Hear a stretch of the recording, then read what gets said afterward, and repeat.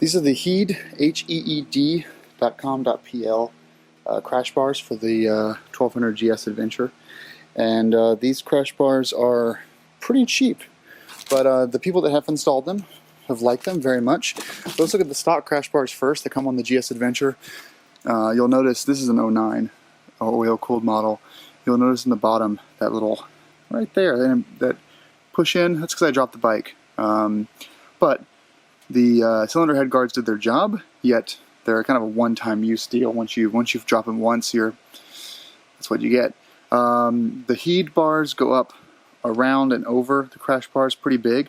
They also go up higher, and they go around up here with the BMW logo. So they cover the whole side of the bike. They're more coverage, and we'll see how they look. All right, we're taking apart the crash bar here, and they have, for the 150 or whatever this thing was, they packed the hell out of it. It's about, I would say, 20 minutes just to get to the thing. But I don't know where the screws are that come with it, but yeah, there's the whole assembly there.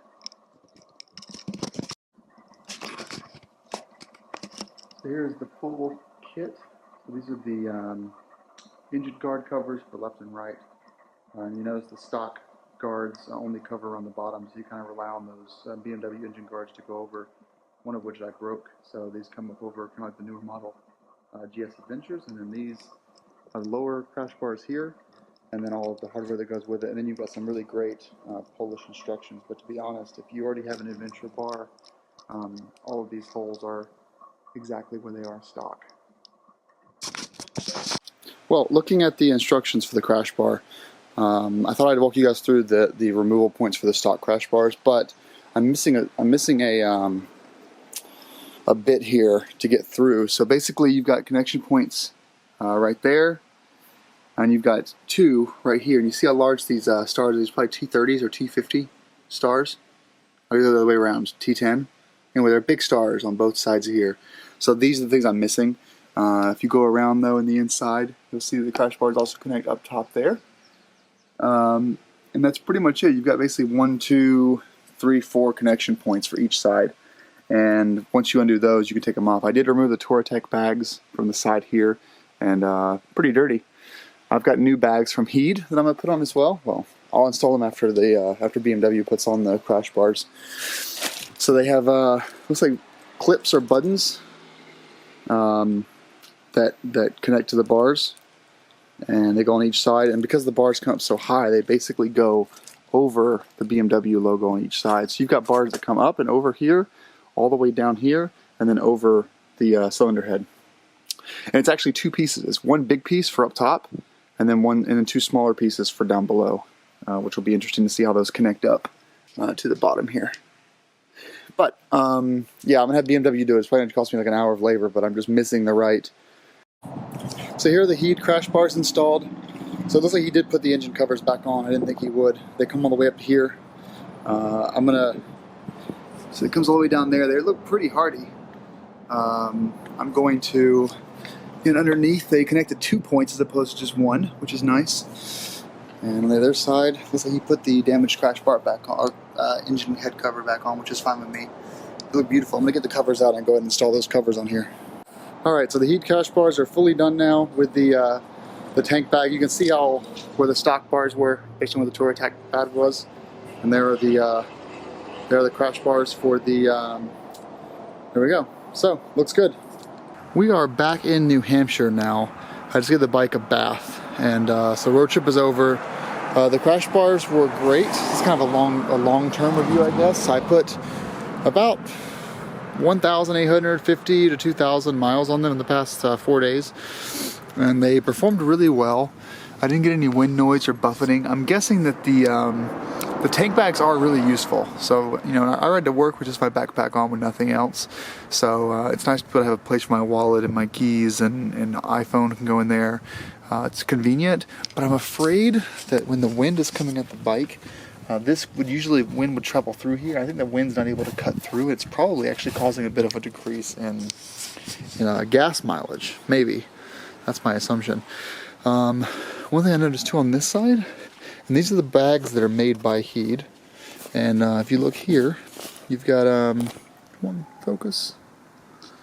You've got some rubbing here from the bag. And these bags were empty most of the trip, so it's really weird. They do look good. They clean up nicely. They, you can see the bottom is already dirty there from the road, but it's pretty easy to fix. So I was reviewing my video too, and I wanted to take a step back because I skipped over this pretty badly in the first video. But there's the mount point for the stock crash bar right there, and then the heads mount up to the actual frame of the bike themselves, which is really nice. And then you've got this bar here, and I'm sure you can easily mount some auxiliary lights right here if you wanted to. But the last thing I wanted to do actually is I wanted to drop the bike, or at least set it down, and actually find out where the bike, come on, focus, jeez, camera. I wanted to find out where the bike lays when you do drop it. So what are the actual points of laying it down, and where does it sit? So let's do that now. I tend to drop the bike on the left side. It's I'm doing more left-hand U-turns. So let's put the camera down and see where it goes. Yeah, that'll look for now.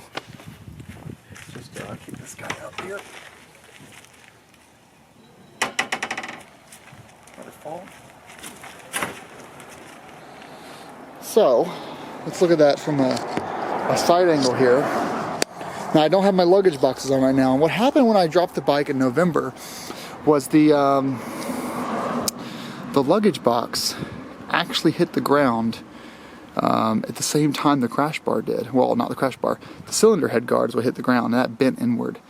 So I bent the cylinder head guard, and I bent the front outside corner of the left pannier. But this crash bar guard seems to do a pretty good job of hitting right there. So you're hitting there before you even get to the rest of the bike. So we have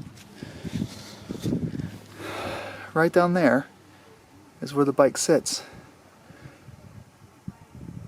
which is good. Let's make sure that's not bending at that connection point. No, because this is basically solidified right into the frame. So the crash bar is not bending at all. All the weight's getting absorbed into this guy right here, and then underneath the frame, and the other side is getting the rest of it there.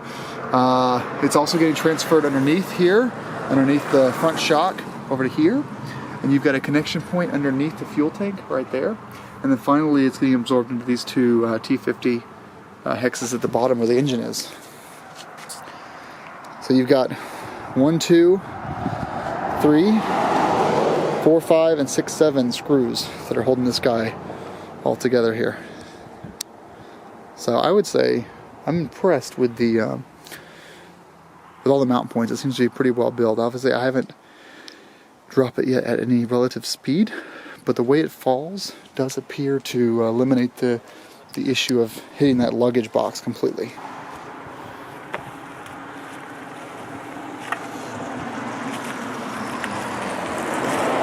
It's been a while since I've done that.